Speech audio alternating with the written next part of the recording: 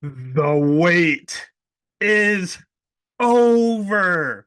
Finally, in 2024, we can say welcome to yet another edition of the Stats and Stacks podcast, where we're going over UFC Vegas 84, Ankalaev versus Walker 2. First things first, make sure you hit that subscribe button. Give a follow over on Twitter, Instagram, TikTok, wherever there's social media. There is the Stats and Stacks podcast, and we're going to build, baby. There is no super quick overview of last week's card because there wasn't a card. And there wasn't a card the week before that. There wasn't a card a week before that. There wasn't a card a week before that, but finally, after 5 long weeks, we finally have MMA back. Do I want to say we're kicking it off with a banger? I do. It's not true. It's an all right card. It's going to be a lot of finishes. Are there going to be any like huge implications or title implications? No, not really, but we're getting free fights again, and I am pumped. They could have had anyone fighting on this card, and I was doing so much research. These lines have been steamed. People have been begging for UFC to come back. And man, these lines have been hanging out there for a while. So you're going to see a lot of huge, massive favorites, a lot of line flips, a lot of craziness going on with this card. But we're looking to start this year off with a bang. I can't wait any longer. I am bursting at the seam just thinking about jumping back into MMA betting, baby. So let's go ahead and jump into the very first fight of the night in fact, let's jump into the very first fight of 2024. We are looking at Joshua Van. It's a minus 238 favorite going up against Felipe Buns at plus 195. Over under at 2.5, it is flyweight. Over 2.5 is plus 115. Under 2.5 minus 145, baby. Let's start with Philippe Buns because I have no idea why he's here. Joshua Van was not his original opponent. He was originally slated to fight Dennis Bondar. Bondar did have to back out and enters Joshua Van. I don't know, man. He was brought in initially to fight Zalgas Amagulov, and I think that was a get right spot for Zalgas because Buns is a little old to be making his UFC debut. The dude's 34 years old. He fought over in LFA, which is a good regional scene, but he only fought there a few times. He didn't fight a lot of good fighters, to be honest with you. The few guys that he fought that were decent, like GCA Formega, went out there and starched them. All of his wins are over very low level competition. We're looking at 2-0, 1-2, 1-2. There was a 5-1 guy, but he lost. He fought 0-0, a 7-0. All right, cool. But guys I've never heard of. I don't know, man. His level of competition was not good. He will have a 5-inch reach advantage here, which is going to be nice. And he does train with the Pitbull brothers, so he's at a good camp. It's just, again, anytime he fought anyone with any semblance of just MMA experience, he did have a tendency to lose or struggle. His jitsu's pretty decent. His striking's okay. I don't know, man. He counters very well. I'll give him that. And he's a finisher, man. You look at his record, most of his wins are by finish. Granted, low level competition, they should be by finish. He'll try to mix in wrestling from here and there from time to time, but he's not too good of a wrestler. And he's predominantly a counter striker, which leads him to be pretty low volume. Uh, I don't know, man. It's just a low volume counter striker with an okay ground game and a suspect competition level. I don't know what's going on. I don't know what he knows on Dana White to get into the UFC. I don't know what's going on here, but for some reason he's fighting. And so when he's fighting someone like Dennis Bondar, that's a winnable fight for him. I think it's good. However, with Bondar out, he got a tougher matchup in Joshua Van. Joshua Van is someone that we locked last year. Kid's good, man. I faded him in his debut against the aforementioned Zalgas Zumagulov, and I made a mistake. In my words, exactly where Van is good. He impressed me. I think he's could be a potential future champ, but he was 21 years old making his debut against a savvy veteran in Zalgas. And he went out there and he won a split decision. And I don't think it should have been split. I think he won pretty hands down here. Now he's 22 and he's done nothing but impress me even more. Yes, he got dropped in his last fight against Kevin Borjas, but Kevin Borjas hits pretty hard. And he got dropped, got up, made the necessary adjustments and dominated round 2 and 3. He started going to the body, and just set like MMA records in regards to the amount of body blows that he set. So he was able, a 22-year-old kid was able to go in there, switch up his game plan mid-fight, and just dominate, which was very, very impressive to me. He has super good striking. Does Buns have a 5-inch reach advantage? Yes, but everyone has it over Joshua Van. He has little T-Rex arms. I don't like that he has a small reach and is predominantly a striker. I don't like that. And again, he showed a lot of prowess, a lot of promise as a 22-year-old kid. He's showing he's wise beyond his years, but he is still a 22-year-old kid. So it does always scare me to back these kids. But this dude is, you can tell the ones that are real. You can see the Raul Rosas Juniors. You can see the D-Rod, C-Rods, sorry. You can see the Bo Nichols and the Hamzats. Like some of these guys that are younger and coming in, you can just see the promise. Some of these guys look a little different than these other prospects. This dude looks different. Like he looks real. So good fight IQ. He is pressure, man. He's always marching forward, and that's one way to alleviate the short reach advantage. His volume is high. He throws a ton of volume. His jujitsu, hasn't been doing it long, but it looked smooth, man. I don't know. It's weird. He kind of reminds me of Showtime Pettis, where he's really good on the feet, but if you take him down to the ground, he's able to kind of be a threat there. I don't know. And the few times he did get taken down, he had really high urgency to get up. He is not someone that just plays jujitsu. He did everything he could to get back up to his feet and continue to pressure forward and find a way that way. Everything still looks good. He has good wins on his record. He has the better wins on his record.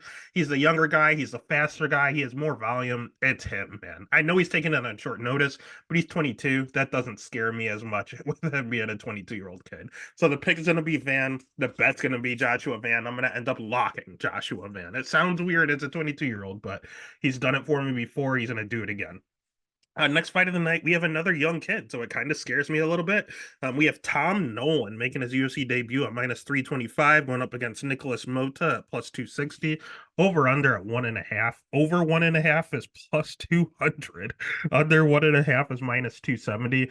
Mainly because both of these guys are finishers. Let's start with the prospect here, the 6-0 Tom Nolan. He's good. He's only 23 years old. He's making his debut, and he impressed the hell out of me over on Dana White Contender Series. He's massive, man. Like he is like the size of Jalen Turner, a lightweight. So be very, very concerned of how huge he is. He's 6'3". He is Jalen Turner's size at lightweight here. 23 years old. He has good cardio. And he fights long. He's not one of these tall guys like Dan Hooker's really tall, but he likes to fight in the pocket. Like this guy will kick you, he'll knee you, he'll jab you to death at distance. He does everything right, man. His hands can get a little low. I don't like that. You can chin check him from time to time. And it is his debut, so you do have to be cognizant of that. Also, his chin gets way up in the air at times. He makes a lot of young man mistakes, so I don't like this line. I pounced on it. I knew people would pour money on Tom Nolan because he is a highly regarded prospect. Um, so I pounced on him at -180. Right now he's at -325. I don't know if I trust that line. But he will mix in wrestling. He generally finishes his opponents, but he did go to a decision before, twice before, and his cardio held up. So again, you have a striker that's very long and actually knows how to fight long. He has knockout power. And if he wants, he can mix in the wrestling. On the other side of him, we have Nicholas Mota, who is a definition of a glass cannon, man. That guy's gonna go out there. He's short, he's stocky, he's jacked, he hits decently hard. He is kill or be killed. The problem with Nicholas Mota is if he hits you, he's going to put you out. If you hit him, he's going to go out. He's chinny, man. He's very, very, very chinny. He can dish it out, but he cannot take it. He's at Extreme Couture, which is a really good camp. Thinking the Chris Curtis, John Strickland, Manel Kopp later on this fight card. Like really good fighters coming out of there. He has really good takedown defense. He has an 80% takedown defense. Problem is, for someone that's a glass cannon and can't take a punch, he's pretty hittable. He gets hit more than he hits you. And it's a lot of it's because he's pretty low volume. He doesn't throw a ton. He throws with a ton of heat, but he waits for that perfect shot and he hopes to just put you out with a one hitter quitter there. His cardio's not good. It's not bad. It's serviceable. It's okay. But he does just blitz in kind of wildly with hooks. That's about all he does. He feints, he feints, he feints, and then he waits and he counters and he comes in with these wild, wild, powerful hooks. And then he stops and he reloads. And then he comes back in with some wild, powerful hits. It's a blitzing Robert Whitaker style combination. Throwing like 4 or 5 punch combos. And then he stops and he waits. And that's how he fights. He just blitzes in, stops, blitzes in, stops. Problem is, when he blitzes in, sometimes you catch him blitzing in and he goes out. Sometimes he stops and as he's admiring his work or waiting to counter you, you can clip him. So I don't know, man. Both these guys are absolute killers. Both these guys have their chin up in the air and are liable to get hit. I think it's a matter of who hits who first. However, Nolan is 23 years old. He has that 23-year-old chin. He has been cracked before. He's been knocked out as an amateur. So I like the under more than guessing who's going to hit who first. I think when Nolan was minus 180, that was a good line. Now that he's minus 325, you're playing with fire. I do like the under, but the under 1.5 is minus 270. They know both of these guys can put you out and both these guys can go out. So at the end of the day, I'll have to side with Tom Nolan. Will I put money on him at this price? No. Do I want to put money on the under at this price? No. I think it's too late. The only thing you could do, if you want to roll the dice, you can bet the under, but don't pick a side. Just pick that this is going to end in knockout, baby. So the pick is Nolan. The bet would be the under, but you're not getting a ton of value on either. All right, next fight of the night, I've been going back and forth on because Weston Wilson might possibly be the second or third worst UFC fighter on the roster. On the other side, and that's why he's a plus 600 dog, which is insane. Anyone in the UFC should not be plus 600. But on the other side, you have John Silva or Gene Silva, whatever you want to call him. He's terrible. He's top 10 worst too. This guy's very, very bad coming off of the Contender Series. So do you fade bad with bad? I've done that before and it has not worked out. So I don't know, man. This fight's very, very concerning to me. Minus 900 for a debuting Dana White Contender Series fighter who's not very good. I don't personally like that. The over-under is sitting at 1.5. Over 1.5 is plus 270. Under 1.5 is minus 375. My apologize for the computer issues. Let me go ahead and jump into this real quickly for you. Sorry about that. Let's see. All righty. So let's just go ahead and start with talking about Weston Wilson. The only reason Weston Wilson is in the UFC is because he's best friends with Stephen Wonderboy Thompson. They brought him in on short notice to basically get killed by Joe Anderson Brito. They did Stephen Wonderboy at Thompson, letting his best friend in. They did Weston Wilson a favor by letting him fight, but they knew he was going to potentially die, which he did. He went out there and he got absolutely starched. He showed moments of, resilience, going for some knee locks and leg locks and such. But overall, he's a karate style fighter, just like Stephen Wonderboy Thompson. Only I talked about Felipe Bun's strength of schedule. Man, Wilson's is even worse, man. These guys are bad. Like they are 8-5, 9-19, 4-3 over on the regional scene, 6-3, 2-3, 6-4. These are the guys he's beating. Anyone with a winning record, he seems to lose to. So, yeah, this guy's very, very concerning. His schedule's terrible. He's karate style artist. He has some knockouts, but he doesn't have power. I think the guys are just that bad. He'll have a 4-inch reach advantage here, which is nice. He's very long, but his chin up is way up in the air. He's very hittable. He'll try to mix in wrestling, but he has zero power whatsoever. And he's slow. He's just physically slow. He's not an athlete. His jiu-jitsu, it was very, very bad. He worked on it, and now it looks decent. He has an okay ground game, but again, he can't wrestle, and he's not going to drop you because he has no power. So it's a little sketchy here. The good news for him being so bad is that he's fighting Silva, who's honestly just as bad. Silva is also a karate style fighter. So, I mean, this under here, I understand that Wilson can't take a punch and he doesn't belong in the UFC. But if you have two karate point style fighters, what if they just kind of key awe at each other for a round and a half? Round and a half being plus 270, it does pique my interest. If that doesn't happen, I think it's going to be absolute murder by Silva. Silva has 11 wins, and most of them are by KO. I know he went to decision in his contender series matchup, and that's going to be the best win he has on his record. He also fought sketchy guys 9-9, 4-0. 5-2, 11-15, 4-2. Like he's not fighting the greatest competition either. And the guy he fought on Contender Series again was 11-0, but that kid was also 21 years old, and he froze. Like you just saw a young kid go out there and get stage fright in front of Dana White. You have been training your whole life. You have been getting good wins on the regional scene. You have to fly across the world because he was Argentinian. So he flies across the world, and here's Dana White just sitting here watching you fight. That kid was just starstruck. And Silva went out there, had nothing to lose. He was a huge dog and went out there and dominated. But again, he just beat a kid that froze, and he taunts a ton. Like Silva will hit you and then start pointing to your corner and talking shit to them and then continue to beat you again. Like this guy is going out there to put on a show. He's not an actual fighter. His cardio, it did sustain for 15 minutes, which surprised me. He looked a little tired, but he was able to make it all 15. But he carries his hands extremely low and he's asking for someone to crack him. Can Wilson do it? Probably not, because Wilson can't hit hard. Who's better on the ground? I'd probably say Wilson, but I have no idea how he gets it to the ground. So you have two terrible karate style fighters. One of them is power, one of them is a ground game. Neither one like to get hit. I don't know, man. It's sketchy. This is a very, very low level. This honestly, it's the first fight card of the year, and this fight could potentially be top five most least talent in regards to a matchup here. Lowest level MMA and UFC all year might happen in the very first card. So I don't feel good about it. I'll take Silva. It could just be Silva by murder in the first minute, or they're gonna point fight each other because they both suck. And this over 1.5, I think I'm gonna take a shot at it. I think I'll take a stab. So the pick is gonna be Silva. That's gonna be over 1.5. Let's take it. All right. Next fight is one that I don't like because I like both of these fighters, and I hate when they fight each other.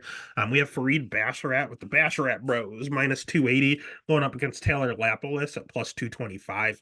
Over under at 2.5. Over 2.5 is minus 250. Under 2.5 is plus 190. I'll be honest, Farid is also one of these kids that could be potential title challenger level. The kid's 11-0. He's only 26 years old, and I can't say a bad word about him.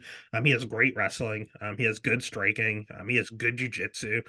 He's fought an okay level of competition. He's had a great camp at Extreme Couture. He's been fighting with his brother his whole life, who's also been undefeated bantamweight in the UFC.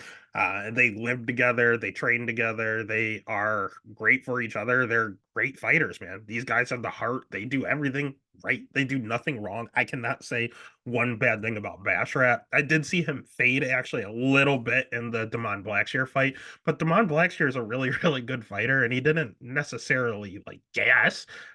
He just kind of took his foot off the gas the last minute. That was it. But otherwise, yeah, if you're taking down Damon Blackshear, you're a pretty decent wrestler here. I have nothing bad to say about Basharat. The kid is good, future title challenger. On the other side, we have Lapilus, who was cut from the UFC too soon. He was 3-1 in the UFC and left. He has a 2-inch reach advantage here, which is nice. In regards to his striking, I think it might be better than Basharat's. It's very, very close. If anything, I will give Taylor Lapilus the edge by the slimmest of margins. He is at 80% takedown defense, so you have a really good wrestler going up against someone that has really good takedown defense, so that's going to be a fun thing to watch. My thing with him is he's kind of like Leon Edwards 2.0. He's a decisionator. He has all the talent in the world, but he doesn't carry a ton of power. He looks very clean on the feet.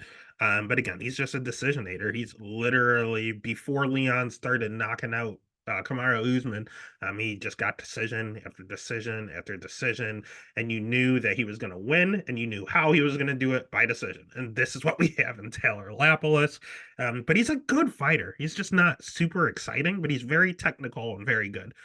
So you have two great fighters with basically zero flaws going at each other. Difference is one of them is a minus 250, or sorry, minus 280 favorite. The other one is a plus 225 dog. The lines are way off. They are totally disrespecting Taylor Lapilus, but I will not bet against Fareed Basharat. Fareed Basharat's the real deal. I think he's very good. Lapilus is very, very hard to finish. I don't think he's ever been finished. So what I'm going to end up doing here is just taking the over. A lot of chalk. This could end up being a very close fight, but I don't think either one of these guys are easy to finish. So I think it hits the over no matter what. So the over at minus 250 is the only way I'm betting it. The pick is going to be Fareed. The bet's going to be the over 2.5. All right, next fight of the night. We have Marcus McGee at minus 250 going up against Gaston Bolanos at plus 205. Over 2.5 plus 150, under 2.5 minus 195. And this fight is very important to do fight tape because Marcus McGee is good. I like Marcus McGee. He's at an MMA lab. He is 33 years old, and MMA Lab is known for having world-class bantamweights. The current champion of the world, Sean O'Malley, is at MMA Lab. Kyler Phillips, who's a top 10 guy, is an MMA Lab. Mario Batista, who's on this card, who's a top 10 guy, is at MMA Lab. And they're all in the same weight class. Like, they just train with each other every day. Sean, a little less. He does his own thing now, but he still pops in there from time to time. But he's at a great camp with training with literal world champions in your weight class. So that's good. His jiu-jitsu is sneaky good, man. You don't see it a lot, but he does have good jiu-jitsu. He even had his first career win in the UFC come by submission over a black belt in Jordan Newsom, so that's impressive. His cardio is really good. He took the fight on short notice, and he was the one pushing the pace. The guy does not get tired.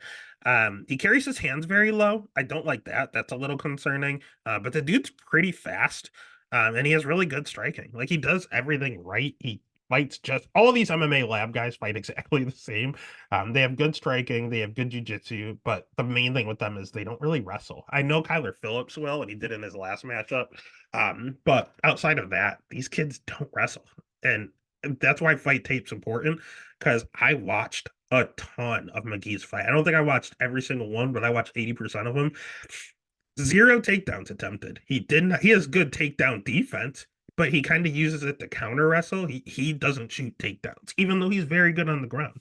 The reason that concerns me is because he's fighting Bolanos, who is a world-class Muay Thai striker.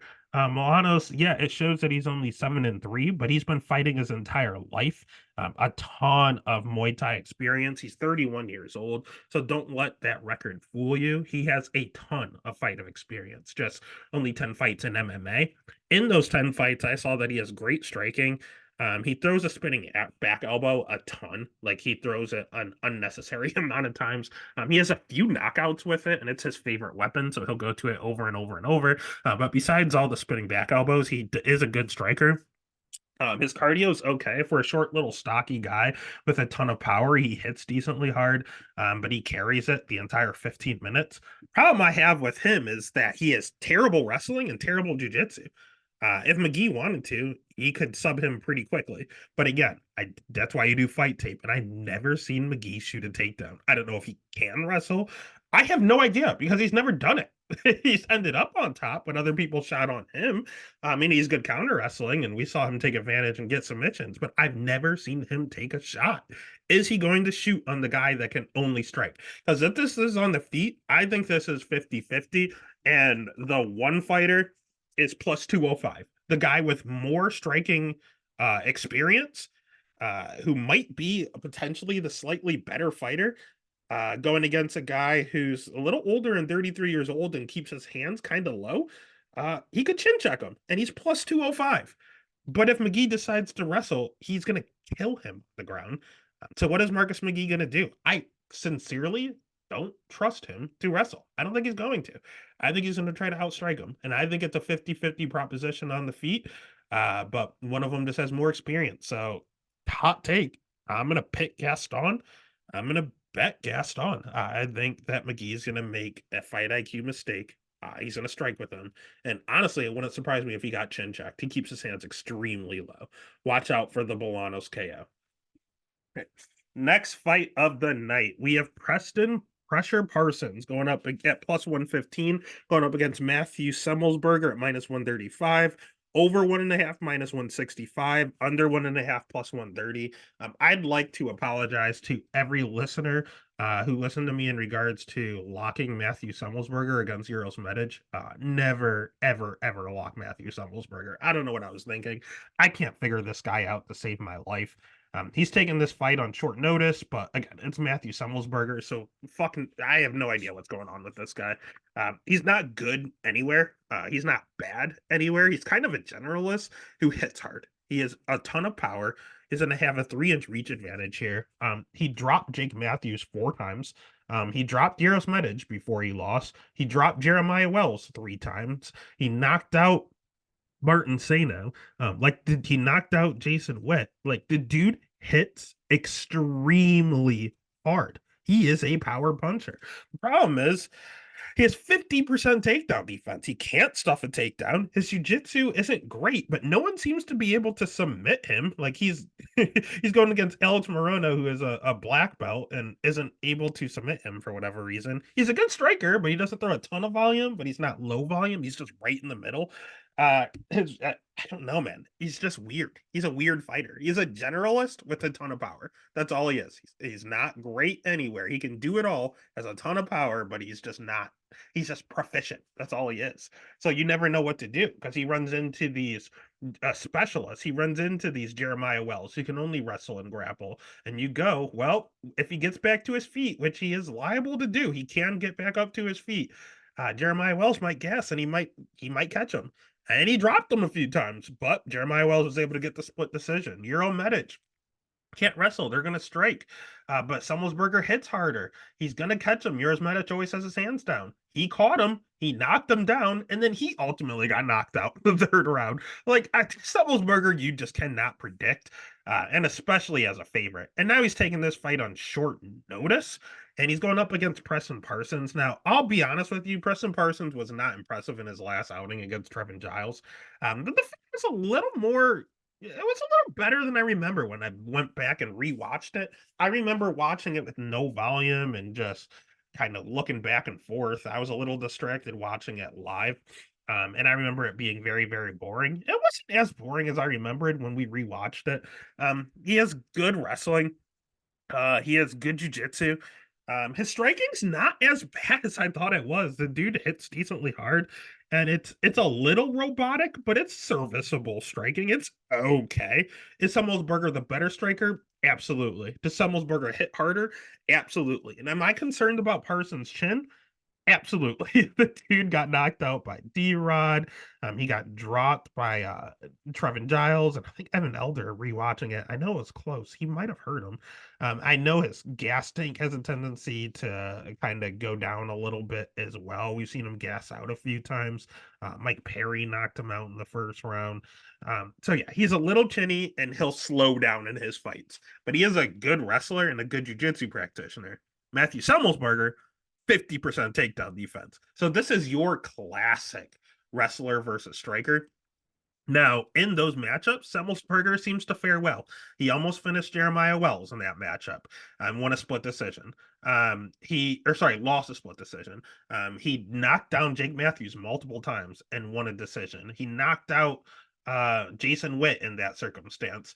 And even his last fight, he fought Euros Medic, not the same, but still, he keeps getting wins in that circumstance. Wrestler versus grappler, wrestler versus striker, I always take the wrestler. But in Semmelsberger case, he keeps winning those. So we have another one. Parsons isn't that great, and he's a little chinny. So I understand why Semmelsberger is the favorite. But if it's wrestler versus striker, I'm gonna take the wrestler. I'm just gonna do it. And especially someone's working 50% takedown defense. He has to catch him. He can definitely do it, but I'm gonna trust the wrestler. So the pick is gonna be Parsons, the bet's gonna be Parsons, and mainly because it's a dog or pass situation. The wrestler is the dog. Give me the wrestler. Next fight of the night. I wanted the wrestler for the last matchup. I want the youth on this one. We have old man Andre Arlovsky is a plus 455 dog. Yeah, this line definitely got juiced in that little 5 week absence. Waldo Cortez Acosta is a minus 625 favorite. Over as 1.5. Over 1.5 is minus 140. Under 1.5 plus 110. Let's start with the guy on your screen and Andre Arlovsky. 44 years old, about to turn 45 next in a few weeks. Dude is old as shit. I remember getting VHS fight tapes of UFC where Arlovsky was champion. Like I literally remember going to Hollywood Video and getting VHS tapes of Andre Arlovsky. That's how long he's been in the game. Um, True legend, future Hall of Famer, former champion. But at the end of the day, he's 45 years old. He's deteriorating right in front of us. He's at a good camp with ATT. They have a lot of good heavyweights to train with there. His striking is still okay. His cardio still okay. But and he does keep getting a whole bunch of interesting decisions because of just who he is, his just overall just aura. The judges seem to give him sketchy decisions. We saw it against Jake Collier. We saw it against Jared Vandera. Thought he lost both of those fights. Chase Sherman was a close fight. Carlos Felipe was a close fight. It's all these super close fights where he could have lost all of them. But the judges always seem to favor the old man here doing his thing. But at the end of the day, he's had to alter the way he fights with his age because this dude is slow as molasses. He's very slow out there. So he started countering, and that has not been working out for him. Now he's getting slower. So as he's trying to counter you, you're just if you throw a 1-2, your second punch is getting there before Arlovsky's able to counter you because he's just that slow. We saw it against Dontel Mays. We saw it against Marcus Rogerio de Lima. His chin's starting to go. He's 45 years old. It's not his fault, but he's just physically slow. Nothing you can do there. Not athletic specimen anymore. He's there mentally, but physically he just can't seem to do what he used to. On the other side, we have Waldo Cortez Acosta, who's the opposite. He's there physically, but mentally he's not there. He refuses to check leg kicks. He lost his only fight because of it. Came out his next fight still not checking leg kicks. Like he just refuses to. He throws these what he calls fastballs. You'll hear the commentary team talk about them, and it's just this weird, mean overhand right that he has a baseball background over in Cuba, and he used to throw really mean fastballs, and that's how they describe his punch. Like he's throwing a fastball. But when he connects, it's effective. I'll give him that. His striking's good. He's very fast. He has very fast hands for a heavyweight. His cardio checks out. He's not a big 265 laboring pound heavyweight. He's one of the smaller ones, and uses his speed to his advantage. He throws a ton of volume, and he's durable as all hell, man. He's never been knocked out, and it looks like you can't. So at the end of the day, if Arlovsky can't knock him out, he's gonna have to outpoint him, and with how he strikes compared to how much volume Waldo puts out there, I don't think he can do it. I know Andre keeps getting these nods, but I think it's over. So the pick is going to be Waldo. The bet's going to be Waldo, and I don't even think it goes to decision. I think Waldo's too fast. He just came off a knockout his last fight. I think now he's confident in his hands, and he's going to go out there and try to get the finish. And Arlovsky has been knocked out, and he got clubbed and subbed the fight before that, so he keeps getting dropped, and I think it happens again. So the pick is Waldo. The bet is Waldo. Minus 625 is absolutely terrible. I might take the under 1.5 at plus 110. That's the only way I would bet this fight, but I'd bet the under 2.5. I'd bet the under 2.5. It's still going to be pretty decent odds there. All right, next fight. We have another one of these. Can you trust their chin? You have Phil no hype Hawes at us a plus 110 dog. Bruno Ferreira, the Hulk at minus 130. Over under 1.5 again. They expect violence tonight. Over 1.5 is plus 190. Under 1.5 at minus 250. Let's address the elephant in the room. Phil Hawes is the best fighter with the worst chin. Dude is a phenomenal wrestler. He went over to Thailand and has pretty decent striking now. He's a good striker. He has a good strength of schedule. He carries a ton of power. He's going to have a 5-inch reach advantage in this matchup. He throws surprisingly high amount of volume. Everything is good about this guy, except for two things. He's chinny and he has suspect cardio. That's not good. That's not good at all. And when I say he's chinny, he has 5 career losses, and he's been knocked out in one, two, three, four of them. He got choked out in the first one. So out of your 5 losses, you've been finished 5 times. That's not good. Like the dude cannot take a punch. If he hits you, you are going out. But if you hit him, it's worse than Moda, baby. If you jab him, he's going out. He's been winning every single one of these fights. Chris Curtis, he was dominating, got caught. Roman Dolidze, he was dominating, got caught. Ikaram Alaskarov was dominating, got caught. Like this is what he does. He cannot take a punch. It's not no fault to him. He just cannot physically take a punch. And he gets countered in most of these. If you're a good counter striker, Chris Curtis, Ikaram, Roman Dolidze, that's usually when you put them out. It's you just counter them. It happens over and over and over. What are you gonna say? Dude's a great striker. He's a phenomenal wrestler, but if you counter him, he's going out. On the other side, we have Bruno, who his chin might be just as bad, and no one's talking about it. I've seen a few fights of his, and he has been chin checked and rocked before. And then his very last fight, he went out there and got knocked out in the very first punch that Rozabayev threw. I mean, he got knocked out in a minute and 17 seconds. And the first one that connected, he went out. He is good striking. Yeah, he is okay striking. He carries a ton of power. He hits extremely hard. He knocked out Gregory Robo Rodriguez in his first fight in the UFC. And he has vicious ground to pound. Some of the most vicious ground to pound I've ever seen. When he takes you down, you're going to sleep. He goes in, he mounts you, he goes for the kill, and legitimately hurting people bad on the ground. The problem is his wrestling's okay, but Phil Hawes is the better wrestler, so this could be a stand-up affair. If it's a stand-up affair, he can knock out Phil Hawes with any punch. If he connects with Phil Hawes once, Phil Hawes is out. But Bruno might be low-key chinny. And if he's chinny, if Phil Hawes hits him, any punch he lands, he's out. Who the fuck is hitting who first? I have no idea. I don't want to play that game at all. I instantly went to go bet the under and saw the under 1.5 was at minus 250. Fuck that. So I'm just going to go straight dog or pass. If you're telling me it's 50-50, whoever hits who first is going to win, give me the faster, better athlete at plus 110. Problem with Phil Hawes is that in all these matchups, Chris Curtis, Ikaram Alaskarov, he's the favorite. This might be the first time we've ever had Phil Hawes at dog money. Let's take advantage and let's get it, Phil. So the pick is going to be Phil Hawes. The bet is going to be Phil Hawes. USA. Let's get it. All right. Next fight of the night, we have Ricky Simone at minus 180 going up against Mario Batista at plus 150. Over under at 2.5. Over 2.5 is minus 190. Under 2.5 plus 145.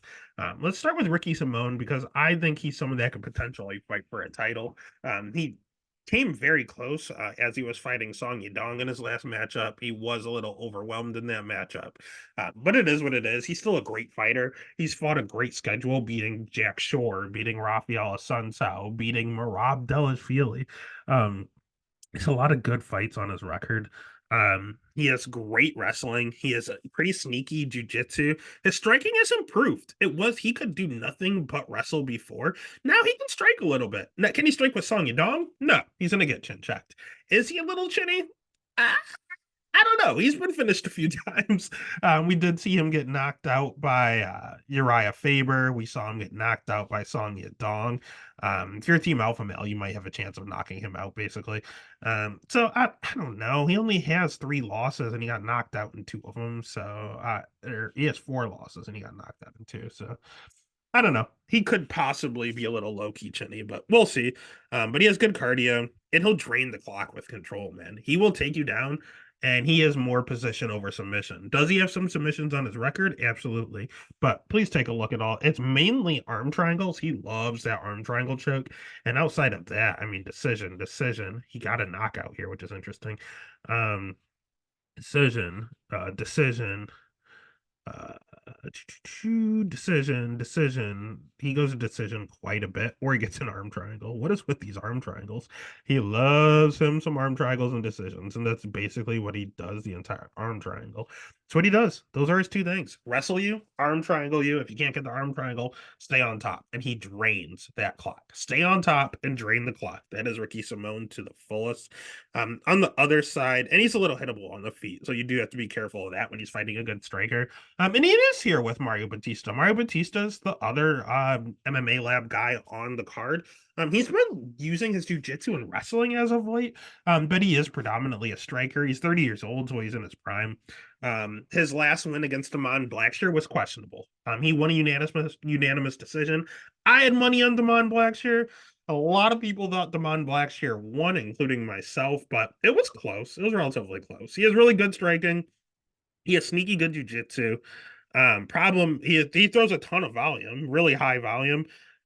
He has improved offensive wrestling, good cardio. When you take him down, he doesn't accept bottom, which is great.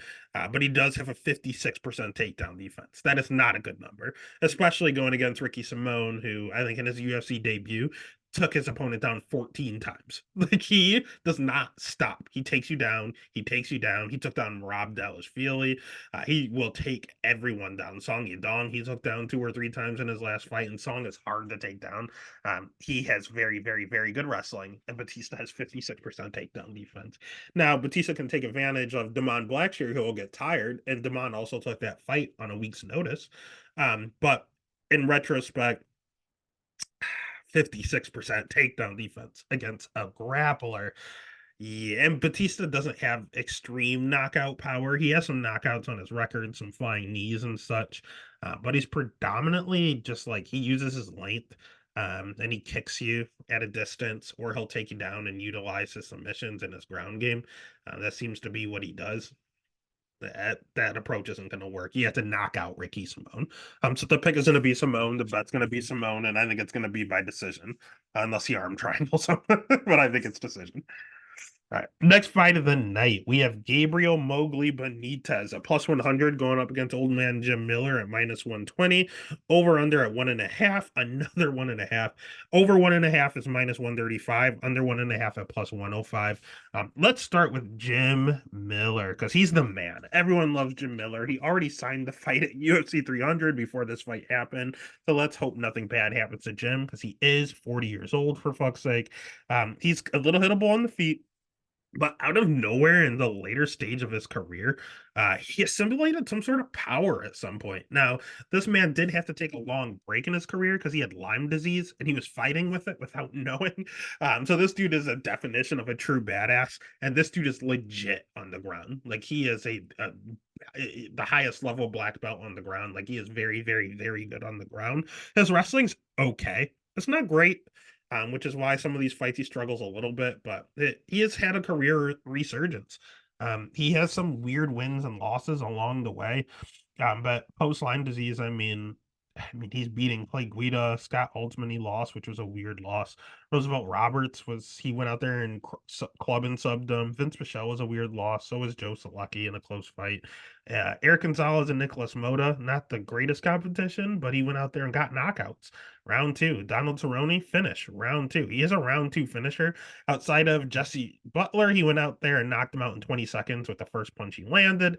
So I don't know. This guy is the man. He fought Alexander Hernandez recently 2 fights ago, who was a contender, and he was able to hang in there tough. He's 40 years old, but this new lease on life after kicking that Lyme disease to the curb, he just looks like a new man out there. He still looks, older, but you would not know he's 40 by the way he walks and acts and talks. Outside of like the gray chest hair, you would have no idea that he was 40 years old. Like the dude, he just is a different beast right now. He still got it. He said even after UFC 300, he doesn't plan on retiring. I think he can go another 2 years. He needs to retire soon. He is 40 years old. But again, he just is not like any other 40-year-old. He's just different, man. He's built different. He's the man. Everyone loves Jim Miller. On the other side, we have Gabriel Mowgli Benitez, who isn't exactly a young man himself. He's 35 years old, but he's the one that looks 40 in his fighting. He's slowing down quite a bit. He's generally a fast starter, and then he has nothing left to give, like halfway through the second round.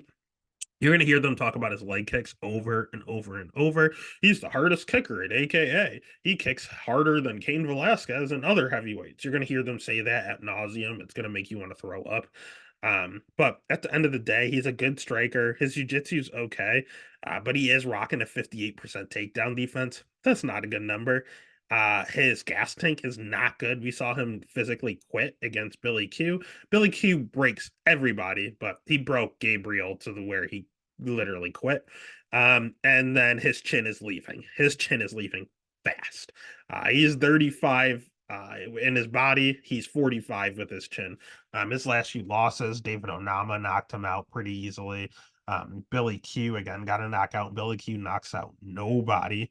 Sadiq Yusuf knocked him out in a fight before that. Andre Feely knocked him out. Andre Feely has like 0 knockouts on his record. Like this dude's low key a little chinny. So, and it's growing more and more and more. The older he gets, the worse his chin is getting. So, and he knows it. He's going out there in his last few fights has getting into absolute wars in the first round. He said, I am going to knock you out, or you are going to knock me out. One of us are going to die. Jim Miller loves the fight that way. But here's the crazy thing. Jim Miller's last few knockouts outside of Jesse Butler keep happening in round 2. Could I see this again? Absolutely. So I am going to pick Jim Miller. He's the overall better fighter, even at 40 years old. He's the more durable fighter. He hasn't been knocked out since 2018, and that was a flying knee from Dan Hooker as he was shooting a takedown. Anyone would get knocked out by that. But I am staring at this under 1.5 at plus money. That's going to have some of my money. So the pick's going to be Jim Miller. The bet should just be Jim Miller, but I'm going to have a crack at that under 1.5 as well. And that takes us to the co-main event of the evening. We have a rematch between Matheus Nicolau at plus 210, going up against Manel Kape at minus 260. Over 2.5 is minus 130. Under 2.5 plus money at plus 100. Let's start with Matheus Nicolau. This is going to be his first fight since getting knocked out by Raw Dog. Matheus Nicolau, he's weird, man. He's a good fighter, okay? He truly is. He just might be the most boring flyweight in the UFC. The UFC has cut him before when they were going on their flyweight purge because he's boring, man. He has really good jiu-jitsu, and he hits decently hard, but he's a little chinny himself. He has 3 career losses, and I think all 3 are by knockout. Yeah, all 3 are by knockout. So he's chinny, and he knows it. So all he does is counter strike. He will never throw first. He never throws first. All he does is counter strike, and he doesn't like getting crowded, so he circles and circles and circles. And all he does is scamper in a circle around the cage over and over. And when you tried to cut him off and throw a punch, he'll counter strike you and then continue to circle. All he does is circle and counter strike. Like, legitimately, I've never seen him do anything else the last few. So it's a little annoying. He has a 77% takedown defense if you want to try wrestling instead with all this circling. He's fought a decent level of competition, and the crazy thing is he has fought Manel Kape and beat Manel Kape before. Yet Kape is the minus 260 favorite. So you're saying, why is Manel such a big favorite when he just lost to him? Because it was a very questionable decision. Most people had Manel Kape as the winner. And it was also when Manel just joined the UFC and he was a little gun shy. I talked about some of these other guys that came in and just kind of froze and got really scared in front of Dana and just weren't themselves. Manel Kape to the fullest. He went out there and did okay against Pantoja. He looked good in the 3rd round. He really kind of froze the first 2. And then his next fight, after you had all this hype around you, you fought the future champion in Pantoja. Your next fight, you have Nicolau, who is just going to scamper around the octagon, and you're just shell-shocked after losing one that you thought you could win and potentially get a title shot in your first fight. Now you have Nicolau, who's just running from you the entire time, and Manel Kape just fought a dumb game plan. He threw a little more volume, and again, most people thought he still won the fight, and he dropped Nicolau in that fight. And all the scurrying and running around, he eventually caught him, put him down, and I don't know how he didn't finish the fight, to be honest with you. But ever since that loss, Kape has not looked back and lost since. He has good jiu-jitsu. Like, I truly think it's just as good as Nicolau's. Nicolau has the fancy black belt, but Caps is a really good that no one talks about how good his jiu-jitsu is. He also has a 2-inch reach advantage here. He has a good schedule. He throws a ton of volume after that fight. Now he throws all damn day. Um, He's so much faster than Nicolau. It's not even close. It's not funny. And he has a ton of power. Nicolau has some power, but Cap hits so much harder, so much faster, just so much more technical and better. Nicolau did take down Cap a few times, which was interesting in the first fight. And that was the last takedown that Nicolau had. So is he going to do that again? He might try to implement that. He won the very first fight. Why would he not try to take him down again? But Cap didn't spend much time on his back. It was kind of a waste of energy. Cap got right back up, and Manel actually has sneaky good cardio. It's not bad at all. So he was able to get back to his feet with little resistance, and then just kind of start the circling thing all over again. So most of these fights don't. If it's a rematch, they usually don't end the same way they did before. If there was a quick knockout, usually it's a decision. If it was a decision, usually they have their timing. They went out there and knock you out. It was a decision last time. So I think Cobb's going to get the knockout. And we have the over 2.5 at plus 100. So I will take a stab at that under 2.5 at plus 100, especially because Cobb dropped him in the first fight and didn't get the job done. I think he finishes it this time. So the pig's going to be Cobb. The bet is going to be Cobb. And I'll also have Cobb. Uh, I'll also have the under 2.5. I think it's easy money. And then the last fight of the night, we have our main event. If you haven't already, hit that subscribe, give a follow over on Twitter, Instagram, TikTok, give a like on this video, give a like everywhere. We appreciate the support. We appreciate the love. We're going to pay you back by making you money here with Magomed Ankalaev at minus 455, going up against Johnny Walker at plus 350, over under at 1.5. Over 1.5 minus 165, under 1.5 plus 130. Let's start with weirdo Johnny Walker. Johnny Walker isn't great. He's not good. He's not bad. He has really good striking. He carries a ton of power, some of the most power in the weight class. His jiu-jitsu is sneaky good. He has a 7-inch reach advantage here. He'll have it in most matchups. He's very unpredictable. We saw in the first fight, he pretended like his ribs were hurting, and then he threw a flying knee. Like he does some crazy shit in the octagon. But the problem with Johnny Walker is that he has a 57% takedown defense, which is not a good number. Dude's chinny. I mean, 7 career losses. How many of them? We have knocked out by Jamal Hill. Decision Thiago Santos. That was the weirdest fight ever. Decision Nikita Krylov. Second craziest fight ever. Corey Anderson knocked him out, who's a wrestler. Henrique Silva knocked him out. Clinton Abreu submitted him. And Wagner Prado knocked him out. So he has 7 career losses, and 4 of them are by knockout. 1 of them are by submission. That's not a good look. That's not a good look at all. You've been knocked out in more than half of your professional losses. He's chinny. He has bad takedown defense. He has bad takedown defense, and he's chinny. And he has bad cardio. That's a terrible, terrible, terrible combination, and especially for a 5-round fight. Magomed has 25 minutes to catch you, 25 minutes to out-grapple you, and 25 minutes to outpace you. Is Ankalaev going to fight that way? I don't know. Uncle Dana hates Magomed Ankalaev. He deems him one of the most boring light heavyweights, and he's true. He's right. He's not lying. Magomed is so talented, but he does just enough. He's not very aggressive. He just kind of does whatever he has to do. If he has to take you down for 15 minutes, he will gladly do so. If he has to jab you for 15 minutes and not even try to knock you out, he will gladly do so. He doesn't care. He just wants to win by any means necessary. And that's the thing. He's good everywhere. He's a okay wrestler. His wrestling is not as good as I thought it was, but it's okay. He's still Russian. He's still got it. So he's a good wrestler. He's a good striker. His jiu-jitsu's okay. His cardio's good. He's very durable. He's never been knocked out. He's just a generalist, but just if there was something above a generalist, because he's not okay everywhere, he's good everywhere. The thing I did notice though is after that Jan fight, he vowed to be more aggressive. He won that fight. Magomed is the actual champ right now. But someone gave that made it a draw. They made it a draw in that title fight.